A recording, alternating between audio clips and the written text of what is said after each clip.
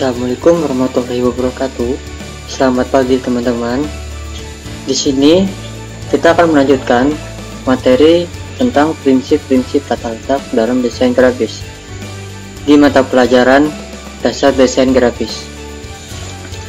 Sebelum mengetahui tentang tata letak, kita harus mengetahui dulu tentang pengertian apa itu tata letak. Tata letak adalah kegiatan untuk menyusun, menata, mengatur, dan memadukan unsur-unsur komunikasi grafis seperti teks, gambar, bidang, dan lain-lain. Semua itu digabung dan dipadukan agar menjadi komposisi karya visual yang komunikatif, estetik, persuasif, dan menarik. Kenapa? Itu agar tujuannya menampilkan elemen-elemen gambar dan teks agar menjadi komunikatif dalam sebuah cara yang dapat memudahkan pembaca menerima informasi yang disajikan.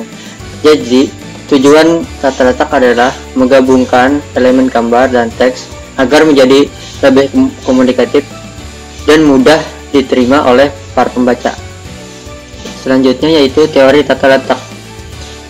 Tata letak memiliki 3 teori. Yang pertama yaitu membuat tata letak miniatur atau sketsa mini atau juga bisa disebut dengan thumbnail. Yang kedua yaitu membuat tata letak kasar atau disebut juga rough layout.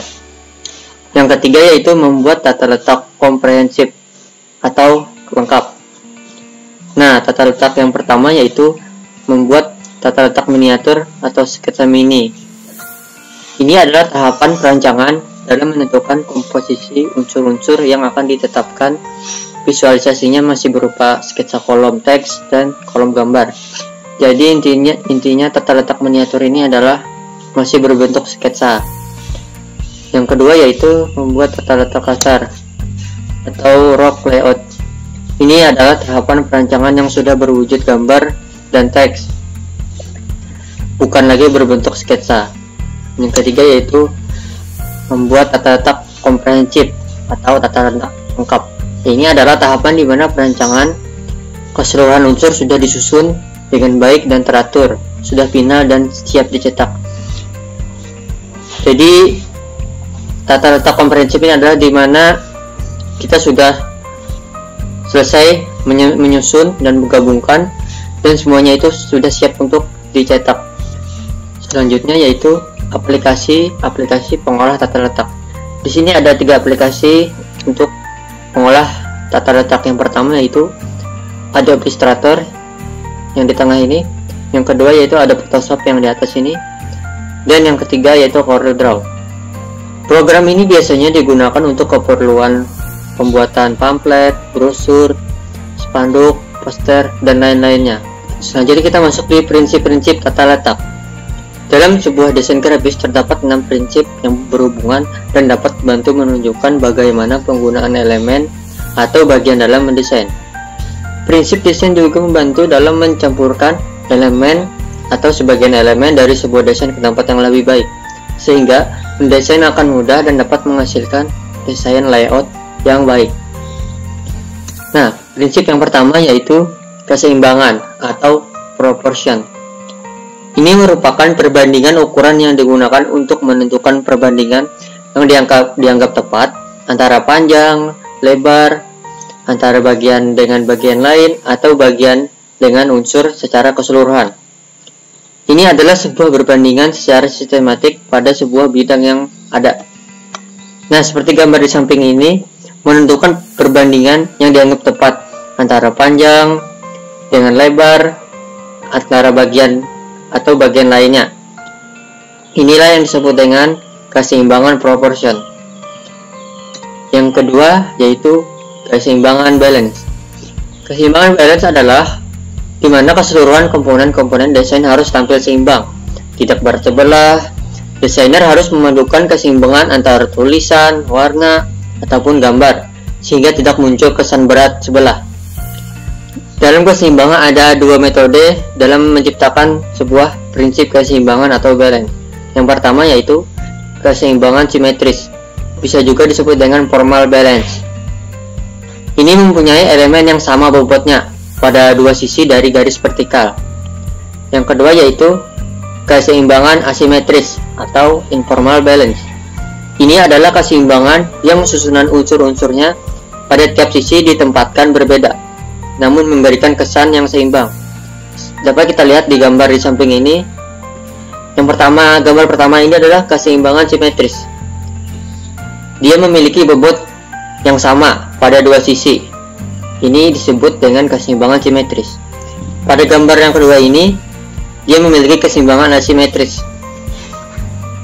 Dia memiliki unsur-unsur pada tiap sisi ditempatkan berbeda namun tetap memberikan kesan yang sama atau seimbang. Ini disebut juga dengan keseimbangan asimetris.